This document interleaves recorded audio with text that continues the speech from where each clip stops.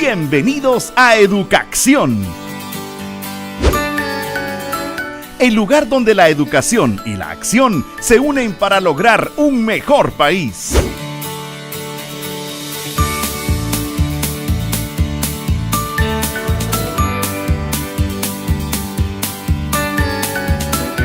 Educacción.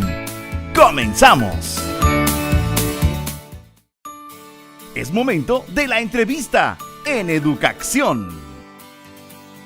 En seguimiento a la Estrategia Nacional de Infraestructura Escolar que el Ministerio de Educación presentó a principios de este año, el Ministerio ha venido trabajando en el diseño y en el acompañamiento con las diferentes instancias involucradas para dar los pasos concretos que nos permitan en el mediano y en el corto plazo tener algunos elementos para avanzar en esta estrategia y empezar a construir precisamente lo que le hemos llamado el Sistema Nacional de Infraestructura Escolar.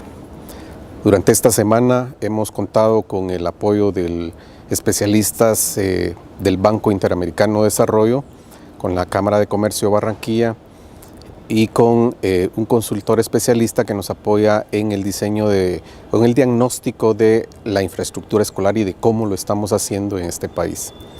Para el efecto, esta semana hemos tenido reuniones intensas con el Instituto Nacional de Estadística, que es nuestra contraparte en este esfuerzo y es quien el Gobierno de la República ha delegado, ya le ha dado el mandato para que pueda trabajar con nosotros esta importante tarea.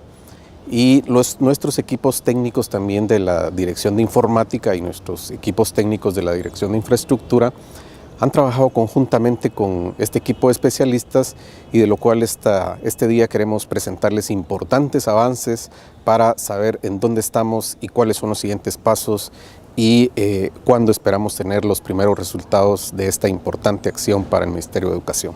La Estrategia Nacional de Infraestructura que aprobó el Ministerio de Educación a principios de este año es la respuesta adecuada para las necesidades educativas en términos de aulas, de espacios educativos para los próximos años.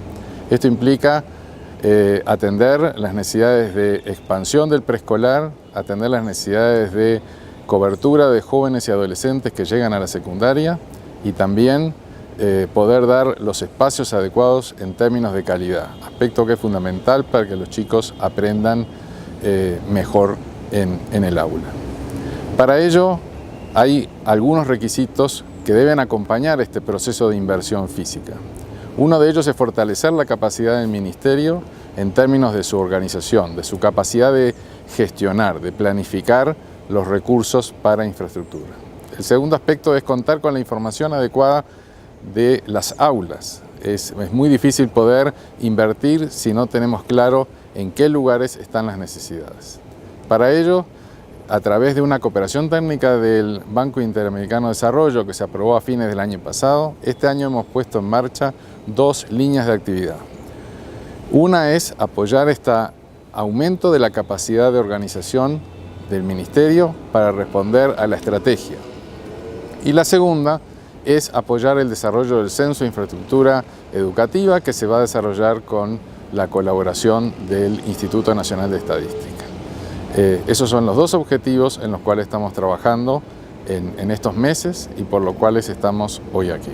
La trascendencia es que si ustedes salen a recorrer el país, podrán darse cuenta de las necesidades importantes que hay en términos de mejorar la calidad de los edificios donde los chicos estudian. Es muy difícil para un niño poder aprender si el aula donde se encuentra no está en las condiciones mínimas adecuadas, junto con un aspecto que es fundamental en la enseñanza, que es un buen docente. Por eso es que hemos puesto tanto énfasis en apoyar estas inversiones, porque de nada sirve dar financiamiento para construir si al mismo tiempo no generamos mejoras en la capacidad de la institución, que es la rectora y responsable de atender a los niños en las aulas. Hay estudios que han demostrado que un aula adecuada favorece los aprendizajes de los estudiantes. Por supuesto que no es el único elemento. Tenemos que acompañarlos con recursos pedagógicos, tenemos que acompañarlos con textos, tenemos que acompañarlos sobre todo con buenas prácticas pedagógicas y con buenos docentes. Y todo esto es una intervención integral que se realiza, pero siempre teniendo en cuenta al aula como punto de referencia y a los chicos que están en el aula como beneficiarios finales en definitiva. Es para ellos que se hace todo esto. Hay un paso adelante ya dado por el país, que es tener una política específica en relación a la infraestructura educativa, y además una política activa. Esa política generó un plan de acción a través de un plan estratégico que tiene acciones precisas ya definidas. Cuando analizamos la complejidad del sistema de infraestructura en el país, llegamos a la conclusión de que es un sistema muy complejo, ya que tiene 32.000 establecimientos educativos en una geografía de topografía y accesibilidad compleja, y que esto hay que gestionarlo, y es necesario, a partir de la política y de la estrategia, reforzar los sistemas de gestión y las áreas que el Ministerio tiene encargadas y responsables de la infraestructura. En estos últimos años el Ministerio ha tenido un rol rector normativo y no alcanza. Va a tener que tener el Ministerio un rol muy activo en poder resolver las acciones que están previstas, que ya tienen financiamiento, sea del presupuesto nacional, sea de los distintos organismos internacionales que colaboran. Entonces, vamos a tratar de colaborar con el Ministerio para que se pueda organizar con eficiencia y con efectividad un área de gestión de infraestructura. Ustedes saben que la gestión sin información no existe. Gestionar es planificar, ejecutar y evaluar. Todas estas cosas se hacen parcialmente por la alta complejidad que tiene el sistema. Vamos a reforzar entonces, junto con los profesionales que el Ministerio ya tiene, los instrumentos, las medidas. Y lo notable es que desde que empezamos, hará 2 meses más o menos, ya estamos con una acción muy importante, que sin la cual no podríamos transformar estos procesos de gestión, que es el censo de infraestructura educativa, que empieza en estos días ya con hechos concretos.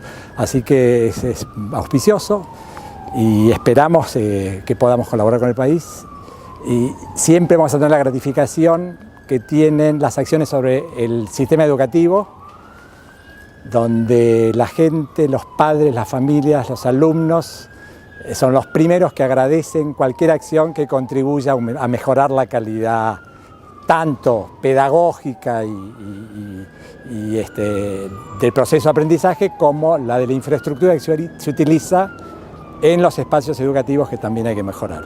En el tema de educación nos hemos especializado en el manejo de inventarios de infraestructura educativa.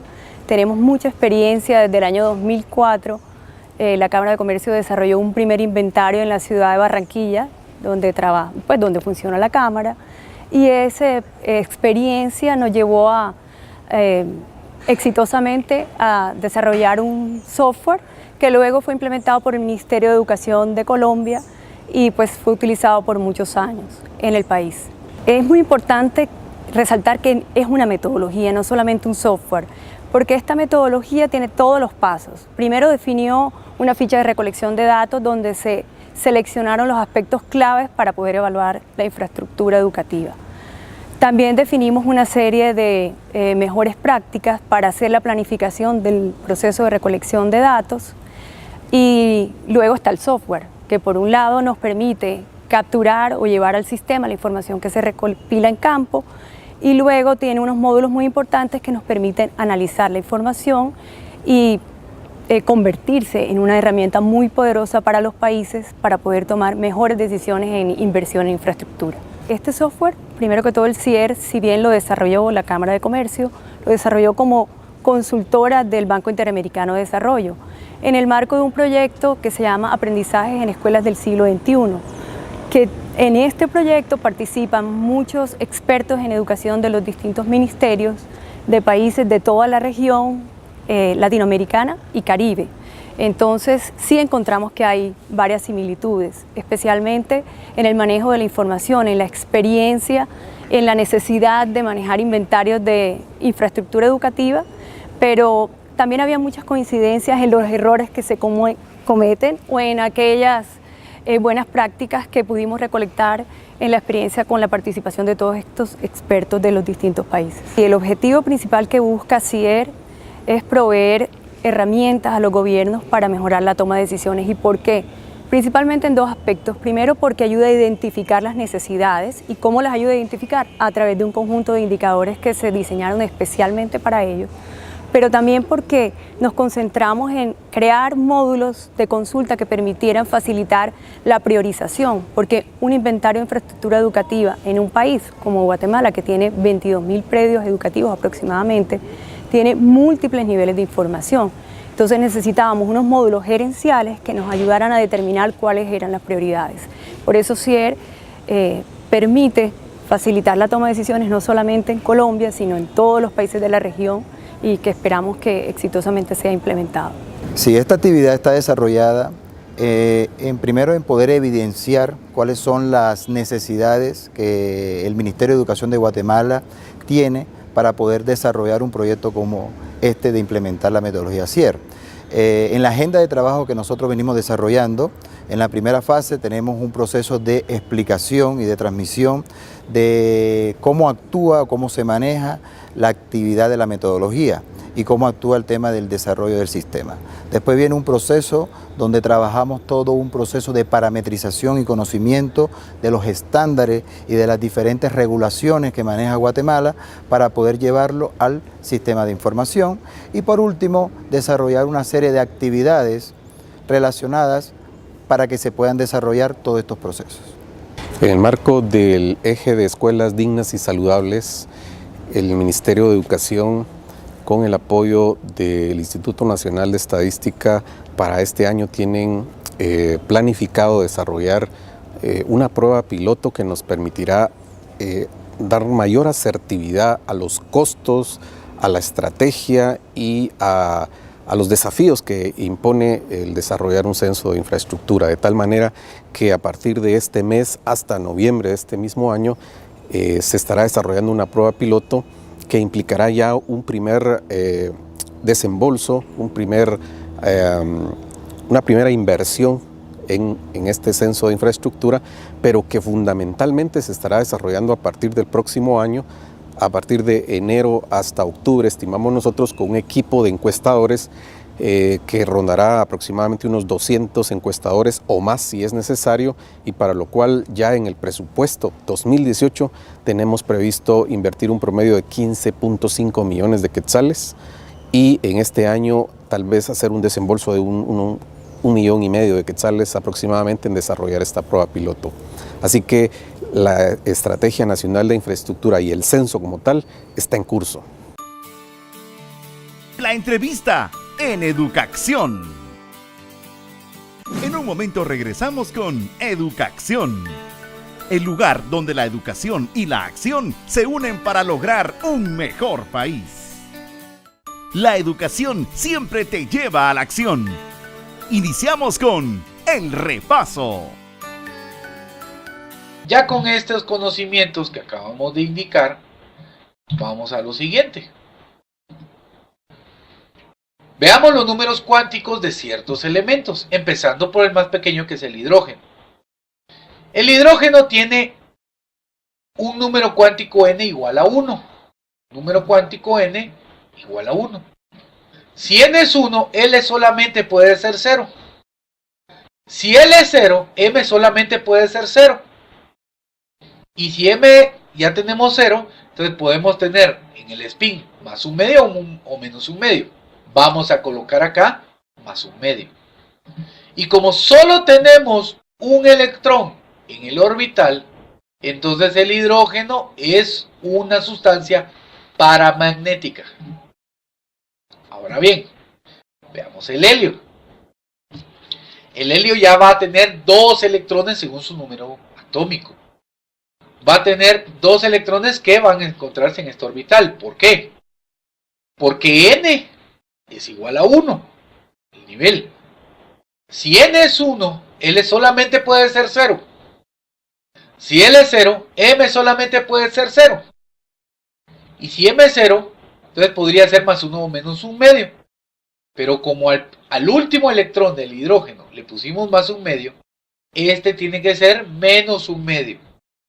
Por lo tanto, va a ser una sustancia diamagnética porque va a estar en parejas dentro de los orbitales. No tenemos lo que le llaman electrones desapareados, solos. Miren ahora ustedes el litio. Bueno, estos son los números cuánticos del hidrógeno. Esto que estamos señalando en este momento. Estos son los números cuánticos del hidrógeno. Estos son los números cuánticos del helio, el segundo elemento. Litio es el tercer elemento. Ya no caben en el primer nivel de energía. El primer nivel de energía le caben únicamente 2 electrones. Y entonces necesitamos otro nivel de energía, el segundo nivel de energía. Por lo tanto, N para el litio es 2. Por el orden, L entonces puede ser 0 o 1. Vamos a ponerle 0. Así que si L es 0, M solo puede ser 0.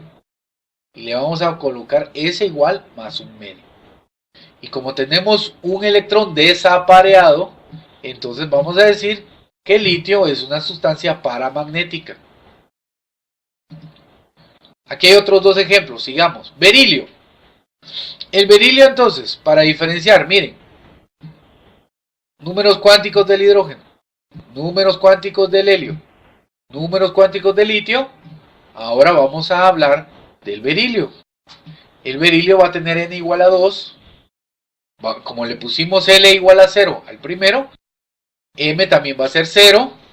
Y como el litio tiene S igual a más 1 medio, entonces S para el berilio va a ser menos 1 medio. Esto, como tenemos esta sustancia, como está en parejas en cada orbital, va a ser diamagnética. Ahora ustedes vean el boro. Volvemos a lo mismo que habíamos indicado anteriormente. Números cuánticos del hidrógeno, números cuánticos del helio, números cuánticos del litio y del berilio. Ahora, veamos los del boro. N es igual a 2. Entonces, como a L ya no podemos poner L, porque se recuerdan, L igual a 0 solo puede tener M igual a 0. Y M solamente tiene un orbital, una forma de moverse circular. Y entonces en cada movimiento caben 2 electrones y ya están los 2 electrones, 1 y 2. Por lo tanto, ya no puedo ponerle L igual a 0. Entonces L va a ser igual a 1. Si L es igual a 1, M podría ser menos 1, 0 y 1. Vamos a ponerle menos 1. Así que S va a ser más 1 medio. Esta va a ser una sustancia paramagnética. Miren, los 3 orbitales de P. 3 orbitales de P. Vamos a colocar el primer electrón. Por lo tanto, N2, L1 por ser P. M-1 por el orden. Los orbitales de P se le designan X, Y, Z. Entonces lo ponemos aquí en el primero para tener un orden. Y vamos a tener S igual a más 1 medio. Y así podríamos continuar con todos los elementos. Miren ustedes, aquí lo resumí yo en esta tabla. Por ejemplo, el carbono va a ser N2, siguiendo lo que habíamos indicado anteriormente. L es igual a 1, M es igual a menos 1 medio, y ese va a ser, M es igual a menos 1 y ese va a ser menos 1 medio. Nitrógeno, N2, L1, M0, S más 1 medio. Oxígeno, N2, L1, M0, S menos 1 medio. Flúor, 2, 1, 1 más 1 medio. Aquí ya cambiamos. Aquí ya cambiamos.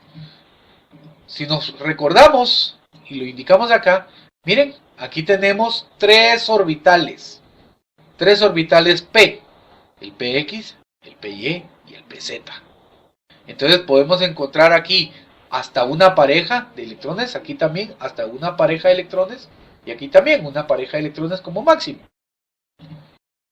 Entonces, si ustedes se fijan, no vamos a tener ni un solo elemento con números cuánticos iguales.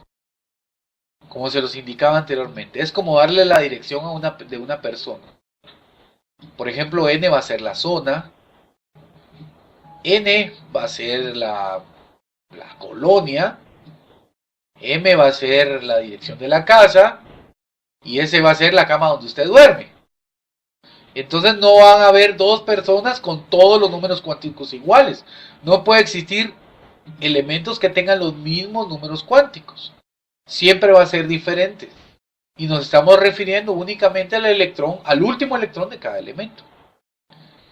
Y completamos el segundo nivel con el neón, N2, L1, M1 y S menos un medio. Ahora vamos a hacer un pequeño ejercicio. Sodio es el elemento número 11. Nos pasamos del neón que era 10. Entonces, como ya está completo el segundo nivel de energía, vamos al tercer nivel. Por eso, para el sodio, N es igual a 3. Entonces viene la pregunta. L, ¿qué número podría tomar? ¿Desde qué número empieza? Si usted razonó que es desde 0, usted tiene toda la razón. Puede ser 0. Lo voy a cambiar de color y lo vamos a poner en negro para recordarnos. Para ver. 0. Aunque tal vez lo voy a hacer un poco más grande, ¿verdad? Para que se pueda notar más. Ah, perdón. No se puede hacer más grande el numerito. Lo vamos a dejar así en 0. Ahora bien. M, ¿desde dónde hasta dónde puede ser? Recuérdese, M puede ser desde menos 3 hasta más 3. Entonces le voy a poner menos 3 para seguir un orden. Y L, ¿y ese qué podría ser? Le vamos a poner menos, o podría ponerle más, un medio. Si usted le quisiera poner menos un medio, no hay problema. La cosa es que el siguiente elemento va a tener también L igual a 0 para mantener un orden. M va a ser menos 3 y S va a ser la diferencia, va a ser menos un medio. Si L es, por ejemplo, 3, entonces M podría ser cualquiera desde menos 3 hasta 0, hasta más 3. Entonces pongámosle un número, por ejemplo, que sea menos 2. Entonces S podría ser más un medio. Así que el silicio, podríamos ponerle L igual a 3. M podría ser también menos 2. Y a S le vamos a colocar, si anteriormente le pusimos al aluminio más un medio, entonces no le podemos poner menos un medio aquí al silicio, más un medio al silicio. Solo le podemos poner menos un medio. Una corrección nada más. Si pusimos 0 en L, yo me disculpo, solamente puede ser 0 en M. Entonces vamos a hacer esa corrección. Todos somos... Nadie es perfecto aquí. Disculpen. Entonces aquí es 0. Repito. N, 3. Entonces L podría ser 0, 1, 2. Le puedo poner cualquier número, pero para mantener el orden le vamos a poner 0. Entonces si L es 0, M solamente puede ser 0. Pero si yo le hubiera puesto 3, así como le puse al aluminio, 3, M podría ser desde menos 3 hasta 3 positivo. Si aquí hubiera puesto para el aluminio 2, entonces M sí podría estar bien, menos 2. Pero, si yo le hubiera puesto L1, M no puede ser menos 2. Obligatoriamente tendría que ser menos 1. Esas son las reglas que usted debe recordarse. La relación entre N, L, M y S. Si N es un número entero cualquiera arriba de 0. L solamente va a depender de n y solamente puede ser desde 0 hasta n-1, o sea, el número de nivel le resto 1. M va a depender de L. Y si L va a ser 1, M puede ser desde -1 hasta 1. Si L es 0, M solamente es 0. Si L es 3, M solamente puede ser desde -3 hasta 3. Y S va a ser +1 medio o -1 medio. Y no puedo repetir yo ese número dependiendo del subnivel que estoy hablando. Así que, como resumen, vamos a indicar que los números cuánticos son 4. El número cuántico principal, o sea n, con rangos de valores de 1, 2, 3 en determinado, y va a describir el nivel energético. El número cuántico secundario, o L, que va desde 0 hasta n-1.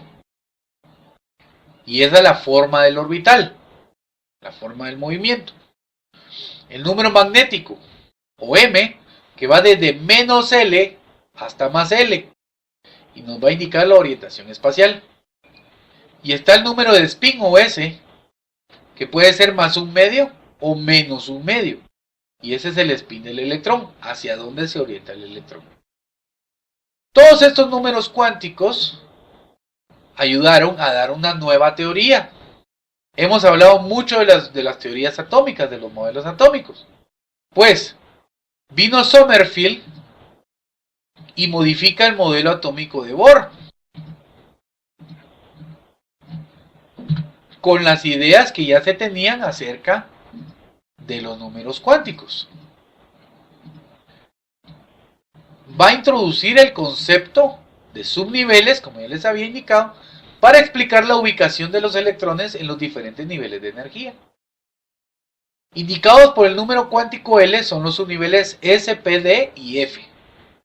Y explicó que los niveles no solo eran circulares, sino también elípticos.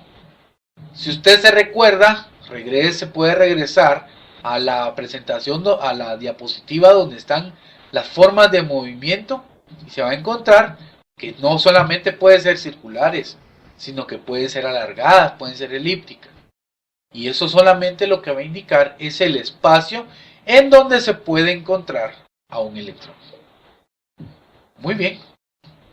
El día de hoy hemos terminado y vamos a finalizar con este resumen, nuevamente, de los 4 números cuánticos: principal, secundario, magnético y spin. El principal puede tener los valores de números enteros mayores que 0, del 1, 2, 3, 4 en adelante, y describe el nivel energético. El secundario, que es L, que va desde 0 hasta n-1, así que si tenemos el principal igual a 4, secundario podría ser 0, 1, 2 o 3, que es la forma del orbital. Y también, en vez de valores numéricos, se le pueden poner valores de letras o variables. Está magnético M, que va desde -L hasta +L, así que si por ejemplo tenemos L igual a 2, M solo puede ser -2, -1, 0, 1 y 2. Y eso es la orientación espacial. Y el spin únicamente puede ser de +1 medio y -1 medio, recordando que en cada orbital, en cada lugarcito donde haya un movimiento de electrones, van a haber pareja de electrones. Entonces uno se va a mover de forma va a ser norte a sur y el otro de sur a norte, y ese es el spin del electrón. Les deseo lo mejor y éxitos en sus actividades. El repaso. Por hoy terminamos. Esperamos que lo aprendido te haya servido. Te esperamos la próxima semana en otro programa de Educación, el lugar donde la educación y la acción se unen para lograr un mejor país. Ministerio de Educación, comprometidos con la educación.